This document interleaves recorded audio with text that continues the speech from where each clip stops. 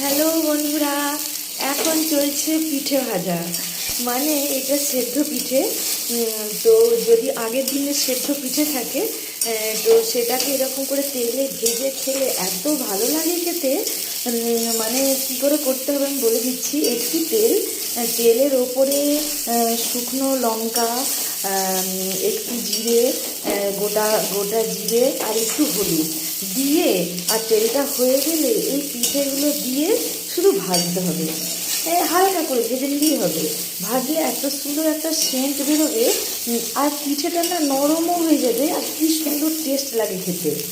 আগের দিনে যদি ভাপা পিঠে থাকে, মানে সেদ্ধ পিঠে আমরা বলি, তো এটার মধ্যে নারকেলের ছাই মেরে সে পুর দেওয়া আছে, তারপরে নীল কেকের পুর দেওয়া আছে, বাঁধাকপির পুর দেওয়া আছে, ফুলকপির পুর দেওয়া আছে। তো সেইগুলো আগের দিনে হয়েছিল কালকে।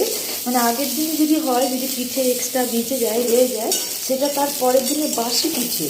এই বাসি পিঠেটা একটু এরকম করে তেলে ভেজে খেলে এত সুন্দর খেতে লাগে। তো বন্ধুরা একবার ভেজে খেয়ে দেখবে। অনেকেই জানে, আমি জানি যে অনেকেই জানে, অনেকেই ভেজে খায়, খেতে খুব ভালো লাগে। কিন্তু যারা যারা এখনও ভেজে খাওনি, মানে সেদ্ধ পিঠে যারা এখনও ভেজে খাওনি, তারা একবার ভেজে খেয়ে দেখে আমাকে বলবে কেমন লেগেছে খেতে। একবার সুপার বাম্পার লাগবে। কিন্তু আমি জানি না ভিডিও করলে কেন কালারটা একটু এরকম হয়। অরিজিনালি কালারটা এত সুন্দর হয়েছে, সে কী বলবো। একদম হলুদ কালারের হয়ে গেছে, সোনার মতো কালার লাগছে পুরো। তো একটু ঘুরিয়ে ঘুরিয়ে দেখি কোন দিকটা ভালো হচ্ছে।